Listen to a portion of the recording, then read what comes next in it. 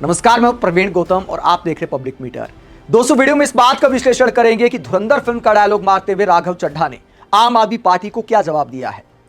राघव चड्ढा ने एक नया वीडियो जारी किया है क्योंकि आम आदमी पार्टी ने मोर्चा खोल दिया था। संजय सिंह, आतिशी सहित तमाम बड़े नेताओं ने राघव चड्ढा के नाम कई वीडियो जारी किए और कहा कि राघव चड्ढा मोदी सरकार से डर गए, जो डर गया वो मर गया।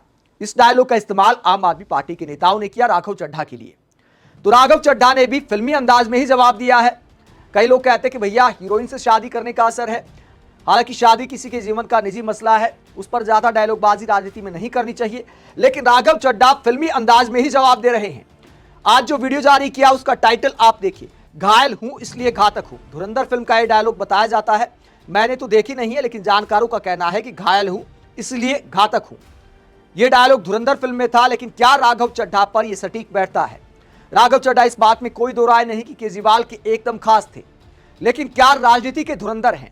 कई लोग एक आध पीआर टाइप का वीडियो देखकर ओपिनियन बना सकते हैं कि देखिए राघव चड्ढा की इतनी रील वायरल हो गई, ये वाला मुद्दा उठाया, मोबाइल रिचार्ज वाला मुद्दा उठाया और डिलीवरी बॉय वाला मुद्दा उठाया, इसके अलावा खाने में मिलावट वाला मुद्दा उठाया। इस बात में कोई दो राय नहीं कि जनहित के मुद्दे उठाए जो सोशल मीडिया पर बहुत ज्यादा वायरल होते हैं, लेकिन क्या जमीन पर वाकई राघव चड्ढा का जनाधार है? कुछ पत्रकारों ने तो यहां तक दावा कर दिया, मुझे हंसी आई ऐसा पीआर देखकर, यह तक दावा कर दिया कि आम आदमी पार्टी को राघव चड्ढा की ज्यादा जरूरत है, राघव चड्ढा को उतनी आम आदमी पार्टी की जरूरत नहीं है। तो क्या आम आदमी पार्टी का वोट राघव चड्ढा के नाम पर है या अरविंद केजरीवाल के नाम पर है, मनीष सिसोदिया के नाम पर है?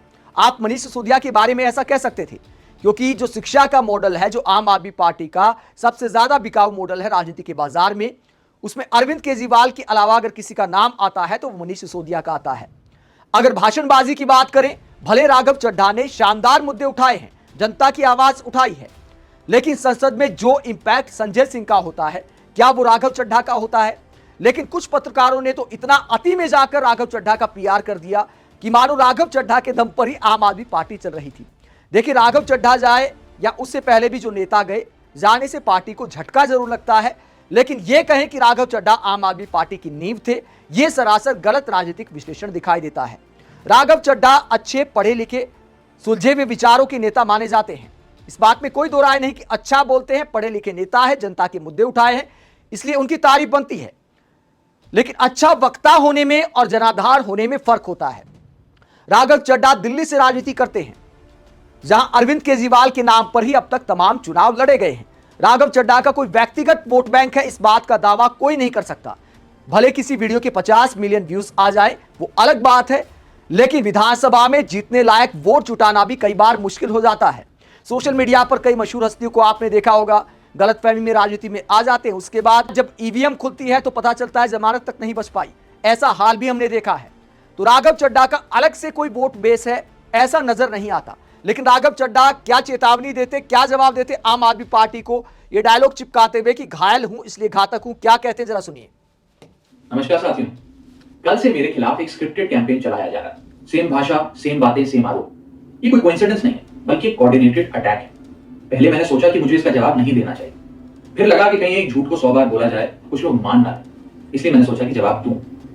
आम आदमी पार्टी ने 3 आरोप लगाते हुए ये कहा कि इन 3 आरोपों की वजह से हम राघव चड्ढा को पार्लियामेंट में बोलने का मौका नहीं देंगे। राघव चड्ढा के पार्लियामेंट में बोलने पर रोक इसलिए लगाई गई क्योंकि उन्होंने ये 3 गलतियां करी। मैं एक एक करके इन तीनों पर आपसे बात करना चाहूंगा। पहला आरोप कि जब ऑपोजिशन पार्लियामेंट से वॉकआउट करता है, सदन से वॉकआउट करता है, तो राघव चड्ढा वहीं बैठे रहते हैं, वो वॉकआउट नहीं करते। ये सरासर झूठ है, सफेद झूठ है। मैं चुनौती देता हूं, एक इंस्टेंस, एक दिन ऐसा बताइए जब ऑपोजिशन ने वॉकआउट किया हो और मैंने उनका साथ ना दिया हो, मैं साथ में वॉकआउट नहीं किया हो। और पार्लियामेंट में तो हर जगह सीसीटीवी कैमरा है, आप सीसीटीवी कैमरा निकाल कर दिखा दीजिए, दूध का दूध और पानी का पानी हो जाए। दूसरा आरोप लगाया कि राघव चड्ढा ने चीफ इलेक्शन कमिश्नर के इंपीचमेंट मोशन पर, यानी कि मुख्य चुनाव आयुक्त को हटाने वाली जो याचिका थी, उस पर साइन करने से मना कर दिया। दूसरा सफेद झूठ, ना मुझे आम आदमी पार्टी के किसी भी नेता ने इस मोशन पर साइन करने के लिए कहा, ना औपचारिक तौर पर कहा, ना अनौपचारिक तौर पर कहा। और आम आदमी पार्टी के राज्यसभा में कुल 10 सांसद हैं, जिनमें से 6 या 7 सांसदों ने इस मोशन पर खुद ही साइन नहीं किया। तो भला इसमें मेरी क्या गलती? खाली सारा दोष मुझ पर ही क्यों बढ़ा जा रहा है? और इस मोशन के लिए राज्यसभा में कुल 50 सिग्नेचर चाहिए होते हैं, यानी कि 105 विपक्षी सांसदों में से मात्र 50 सिग्नेचर से ये याचिका पूरी हो जाती। तो इतना शोर क्यों? और तीसरा आरोप जो मुझ पर लगाया गया वो ये था कि राघव चड्ढा डर गए हैं और इसलिए वो बेकार मुद्दे उठाते हैं। पहली बात मैं बता दूं कि मैं पार्लियामेंट में शोर मचाने, चीखने, चिल्लाने, माइक तोड़ने या गाली देने नहीं गया। मैं वहां पर जनता के मुद्दे उठाने गया, लोगों की बात करने गया। और मैंने कौन सा मुद्दा नहीं उठाया? मैंने जीएसटी से लेकर इनकम टैक्स की बात करी, पंजाब के पानी से लेकर दिल्ली की हवा का मुद्दा उठाया, हमारे सरकारी स्कूलों की हालत से लेकर कैसे पब्लिक हेल्थ केयर इंस्टीट्यूशंस को मजबूत किया जाए, इंडियन रेलवेज में जो पैसेंजर्स ट्रैवल करते हैं उनकी समस्याएं रखी, यहां तक कि मेंस्ट्रुअल हेल्थ, एक ऐसा मुद्दा जिसके बारे में लोग बात करने से कतराते हैं, वो बातें तक रखी, बेरोजगारी से लेकर महंगाई तक तमाम मुद्दे उठाए। आप मेरे 4 साल का पार्लियामेंट का ट्रैक रिकॉर्ड उठाकर देख लीजिए। और मैं पार्लियामेंट में इंपैक्ट क्रिएट करने गया हूं, मैं पार्लियामेंट में रकस क्रिएट करने नहीं गया।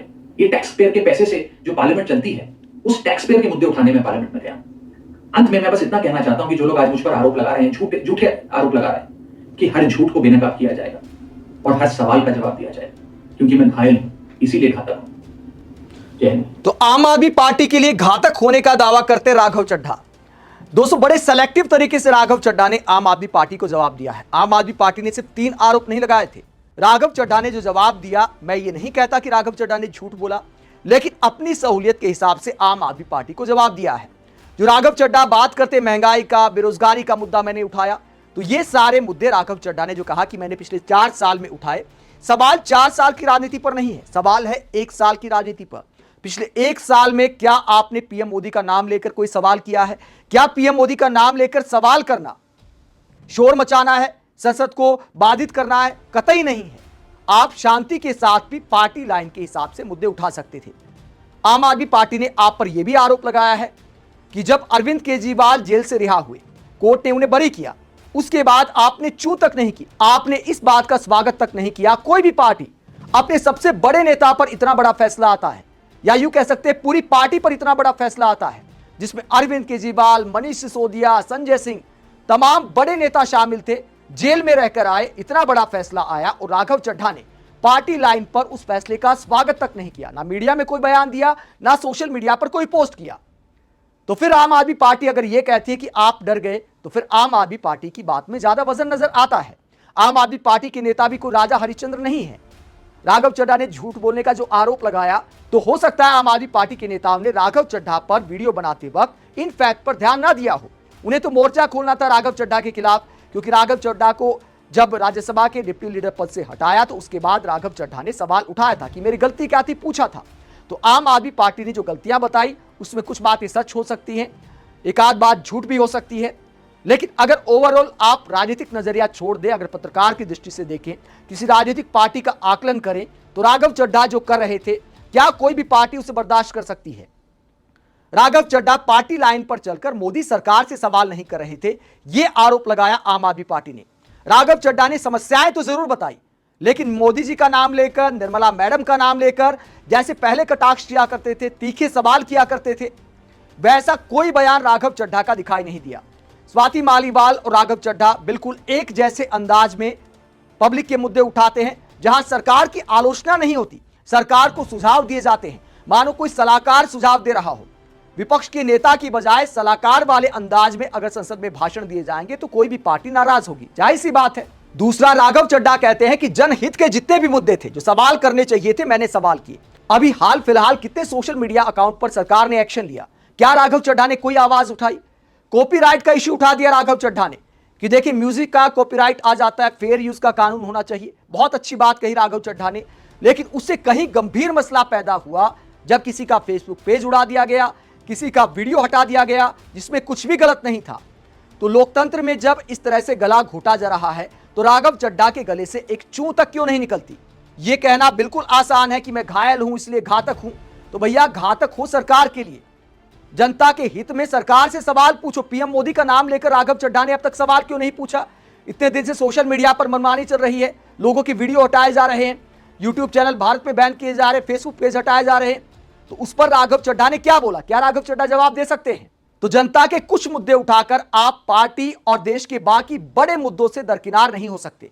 अगर आप ऐसा करोगे तो कोई भी पार्टी नाराज होगी कि उसके हिस्से का टाइम राघव चड्ढा बोलने में बिताते हैं और जो बाकी मुद्दे सरकार को घेरने के लिए हैं, उस पर टाइम नहीं मिल पाता। इसीलिए आम आदमी पार्टी ने एक्शन लिया है। बाकी राजनीति में हरिश्चंद्र कोई नहीं। फिर कहता हूं, राघव चड्ढा खास थे केजरीवाल के, तो घायल होते हैं तो वाकई घातक हो भी सकते हैं। राघव चड्ढा के पास हो सकता है कुछ राज हो आम आदमी पार्टी के, हर पार्टी के अपने राज होते हैं। तो क्या राघव चड्ढा ने ये वाला डायलॉग इसलिए इस्तेमाल किया है? आप इस पूरे मसले को लेकर क्या सोचते हैं? कमेंट बॉक्स में अपनी राय जरूर दें, साथ ही चैनल को सब्सक्राइब भी करें। नमस्कार।